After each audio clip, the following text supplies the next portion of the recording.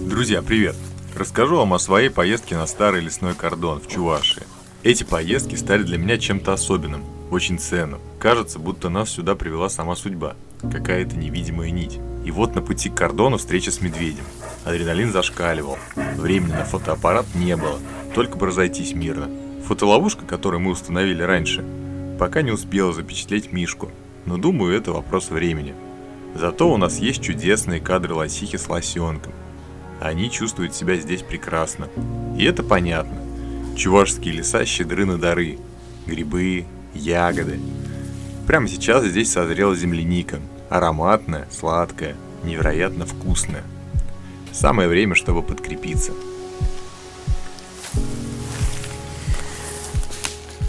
Привет, дорогие зрители и подписчики канала Лесной Строитель. Сегодня мы с вами вновь в лесу. Со мной сегодня Виктор, канал Лесные Тайны. Всем привет. И мы направляемся опять в избушку на заброшенный лесной кордон. Задача на сегодня — изучить, что можно сделать со второй избой. По времени мы немножко ограничены, поэтому я не думаю, что многое получится сделать. Задача все-таки выяснить, что нам нужно принести в следующий раз, навести порядок, убраться, выслушать ваши советы, какие-то, может быть, идеи по реставрации второй избы. И потом уже что-то глобальное с ней начать делать в следующий раз. В общем, пока мы тут идем, пробираемся через дебри лесные. Садитесь поудобнее, наливайте себе чай, нарезайте бутерброды. Приятного просмотра. Погнали. Вот мы уже подходим к знаменитому нашему оврагу, по которому протекает лесной ручей. Сейчас как раз будет возможность у нас выяснить, насколько он пересох. Все-таки лето уже на дворе, конец июня. Хотелось бы понимать, то есть в дальнейшем, насколько пригоден будет этот источник воды и сколько в нем вообще воды может быть. Потому что вот так мало ли, там, да, в середине лета, может быть, он вообще пересыхает, и тогда надо с собой воду приносить уже. Тоже важно понимать. Вот он, ручей-то отсутствующий. Вот она, русло ручья, и его действительно нету. Печальный факт. Вот, иду прям по руслу. Ого, смотри, что за след. Здоровый такой еще. Вот этот вот. Лось.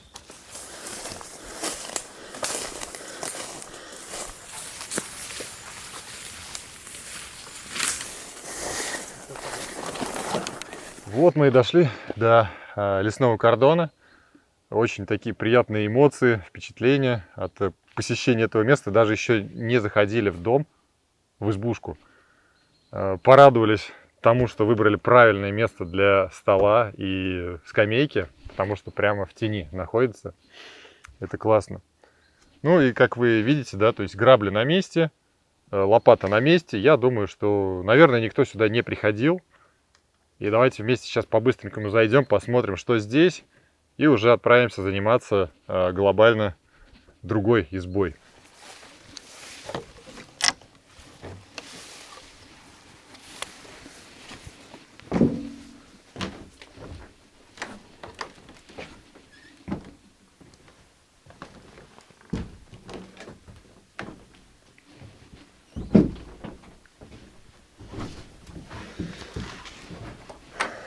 Так. Ну нет, в тетрадке записей нету. Никто здесь не появлялся, не приходил. Все лежит на своих местах. Даже банка горбуши так и лежит здесь. Гвозди. Вот, все на месте. А перчатки, смотри, можно было и не брать, оказывается. Ну да. Бумага, кстати, не лежала, по-моему, здесь, да? Нет, она, по-моему, вообще опять тут стояла. Походу, мыши опять Да, скинули. носились.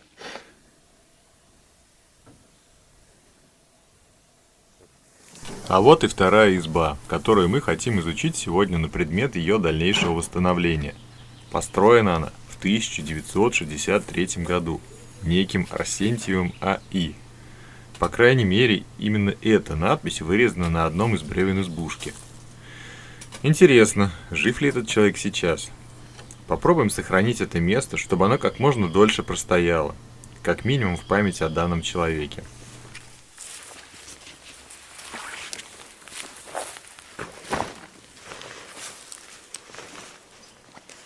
Сейчас мы узнаем состояние избы внутри. Сразу наденем принесенные с собой перчатки, так как чувствуя работы по уборке помещения предстоит много.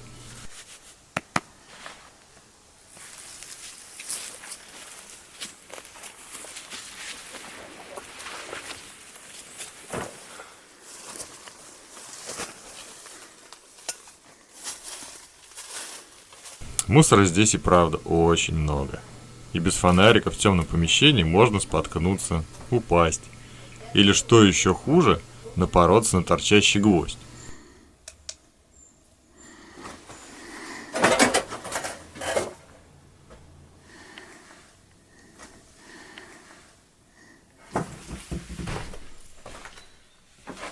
Картина, конечно, удручающая. Судя по всему, последний раз люди тут были лет так 20 назад. Не помню, когда там был пик славы группы «Отпетые мошенники» и Наталья Орейро. Я еще в школе учился в то время.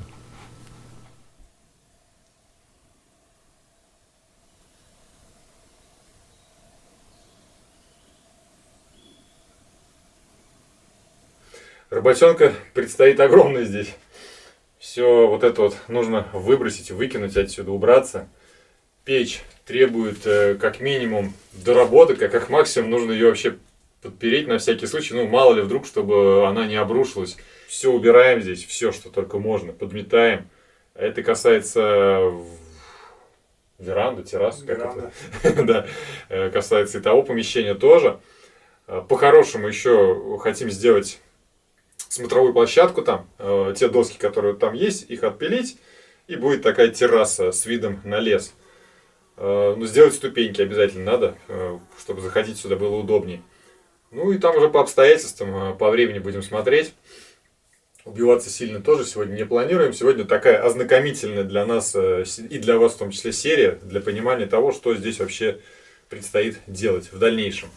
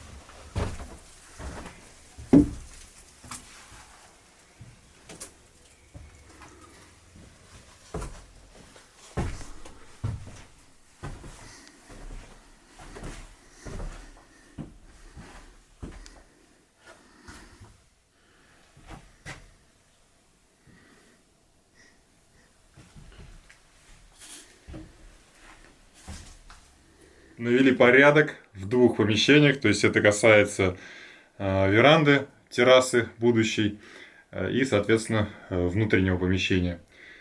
Печь мы посмотрели, ну, пока стоит надежно, но сегодня задача просто проверить вообще дымоход печки. То есть мы взяли с собой печку, пошехонку походную, мы трубу ее заведем внутрь этой кирпичной, затопим и посмотрим, будет ли дым вообще выходить наружу. Если он будет выходить, то, соответственно, можно будет с этой печкой что-то попробовать придумать. У меня есть идея следующего характера. Металлическое тело печи сделать, и все. То есть все будет гореть внутри металла. А вот это все будет носить такой характер декоративный. Ну, конечно, соответственно, можно эти кирпичи будет как-то убрать, все покрасивее сделать. Может быть, вот эти вот железные металлические пластины отпилить болгаркой, например, аккумуляторной.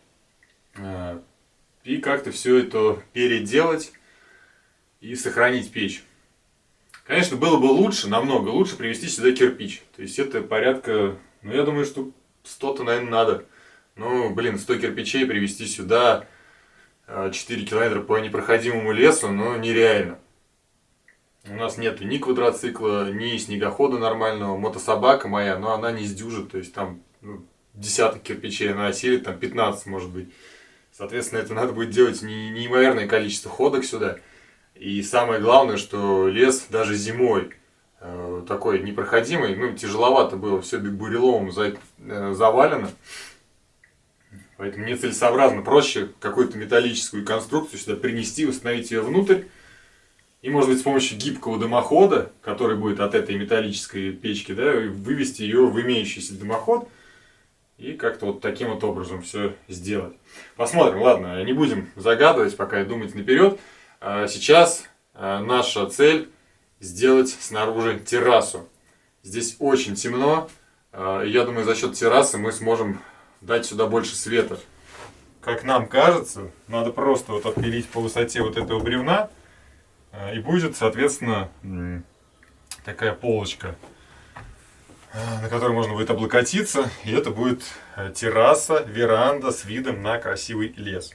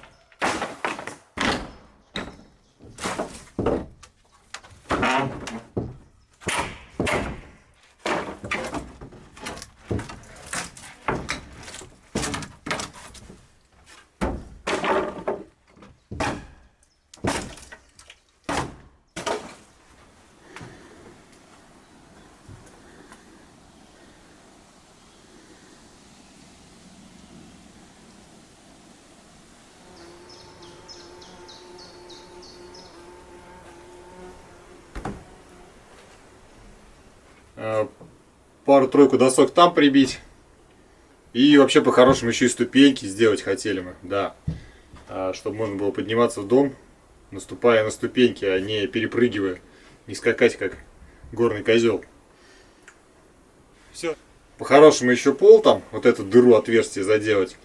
И, собственно, я думаю, на сегодня, наверное, все.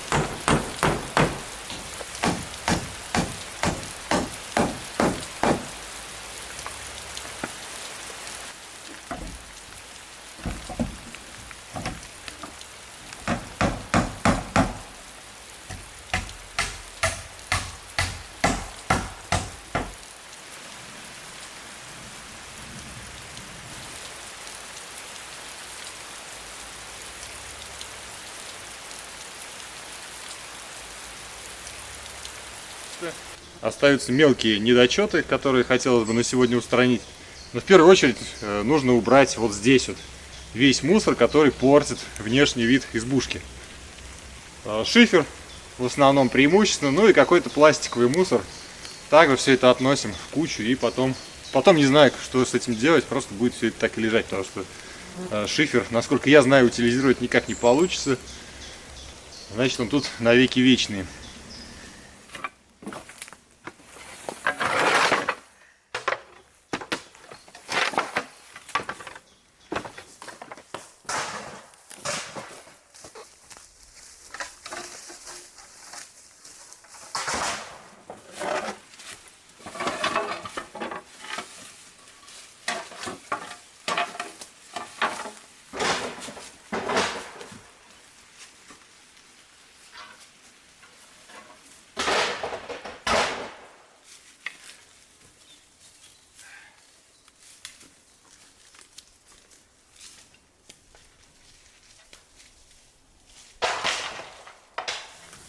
Убираясь здесь перед домом, нашли коробок спичек.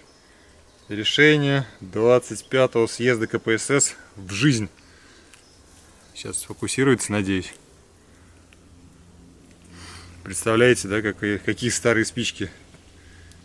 Что-то ГОСТ, то ли 87-й, то ли 67-й год. Цена 1 копейка. Интересно, они вообще зажгутся еще или нет? О, батюшки, смотрите, они же целые даже. А, нет, все. Сера, видимо, размокла, отсырела со временем, и уже ее нету. Так что испытать их не получится. Но было бы интересно, да. Вот такие вот спички.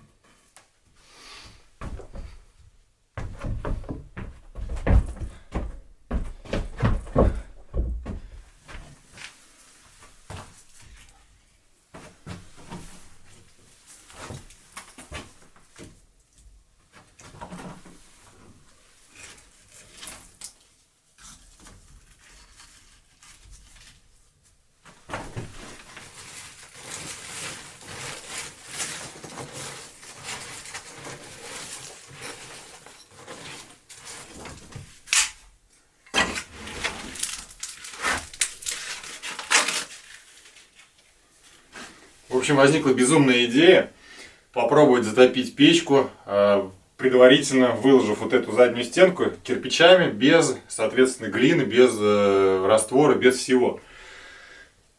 Кое-как удалось подвести кирпичи вот эти все сложенные, да, друг на друга к каналу печному. И по всей логике, ну, как мне кажется, если сейчас развести здесь огонь, то дым найдет выход, и здесь не будет задымления внутри. Ну, собственно говоря, мы сейчас это и проверим вместе с вами.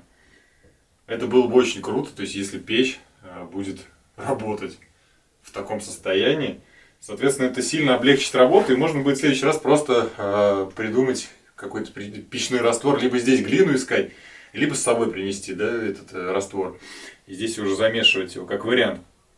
Попробуем, давайте, и порадуемся, возможно, вместе, ну или расстроимся.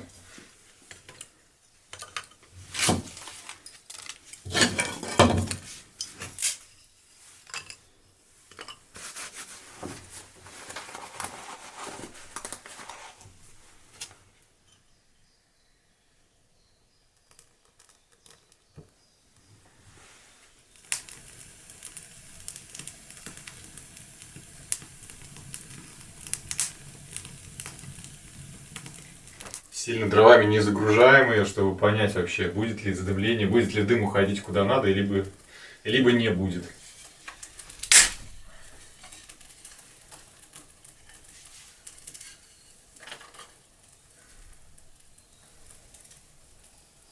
И сюда идет немного.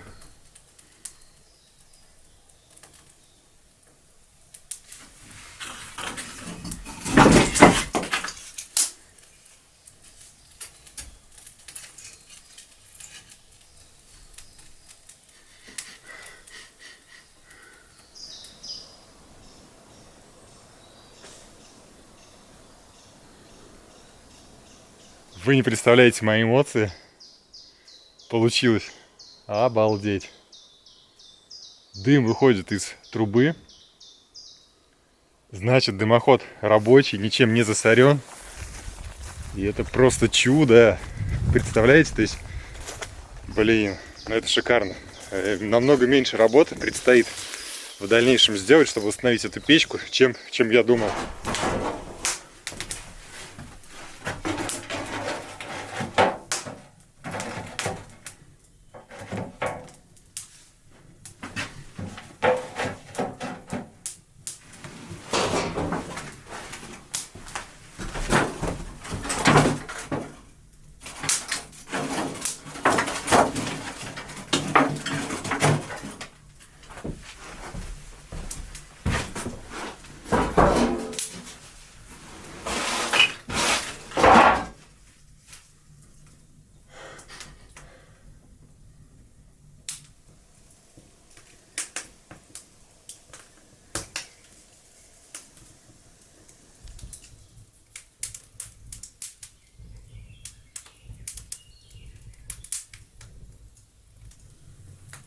Дымом, конечно, заволокло здесь все выше 1,5 метра, да, высотой.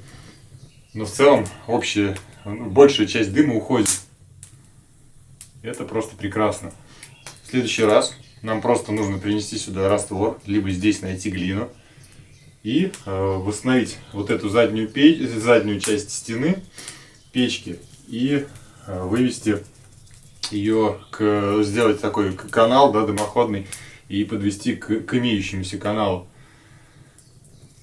И, наверное, эта печь уже будет не печью, а чем-то наподобие камина, может быть. Найти здесь листы металлические, которые можно будет просто прикрывать вот так печку. По-моему, неплохо. Сегодня уникальный день. Идя сюда, мы даже не думали о том, что сможем растопить старую кирпичную печь. В итоге даже еду в ней разогреем. Только вдумайтесь в это. Печь, которую не топили минимум лет 20, наконец делает то, что и должна. Согревать сердце путника, забредшего в эту избушку.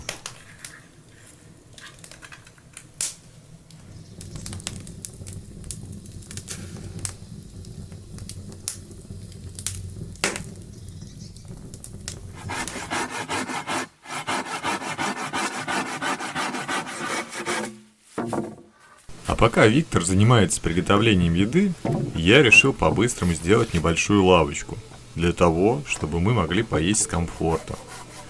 Работы проделано пусть и немного, но за все это время, за весь день, мы даже ни разу не присаживались. И было бы приятно просто посидеть.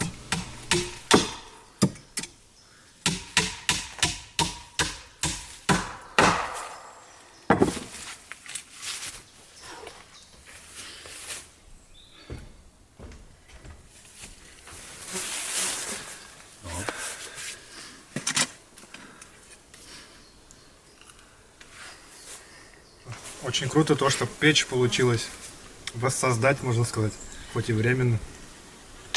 Но это прям плюс 1000 к уюту сразу какому-то. Хоть и даже дым там вышел. Но это не страшно, он будет дезинфицировать грибки, там, плесень всякую, если есть. Даже полезно. Муравьи кусают. Тут очень много муравьев рядом с домом. И то и дело они не принимают нас как новых хозяев этого дома, этой избушки, и пытаются отсюда выгнать, кусают. А так я вообще в восторге от печки.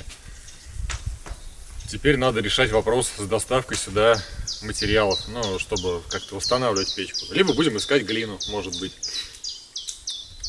Еще плохо, что ручей от нас убежал. Тоже, соответственно, надо поискать, может, родник-то все-таки где-то есть. И не так все плохо. Ну, а так вообще, мне кажется, отличный денек. Плодотворно поработали. И, в принципе, все, что хотели, то сделали.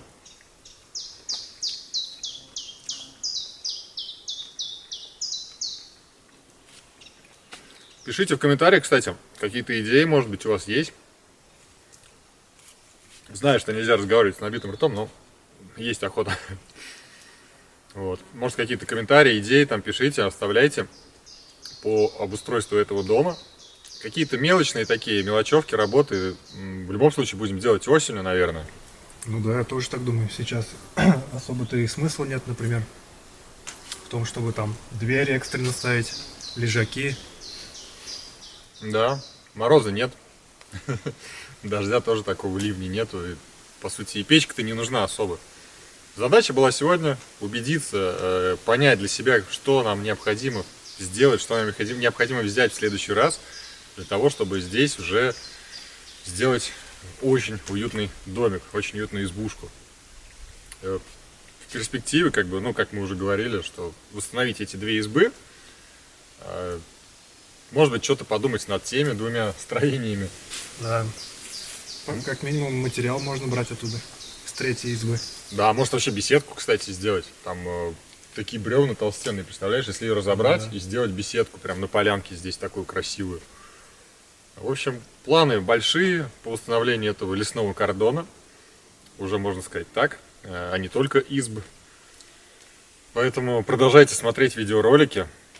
Подписывайтесь на канал Лесные тайны Виктора. Ставьте ему лайки. Комментарии пишите мне, лесному строителю. Ставьте тоже лайки. Вот. Я шучу, конечно же, и Вите оставляйте комментарии под его видео. Негативные тоже оставляйте. Да, спасибо еще раз.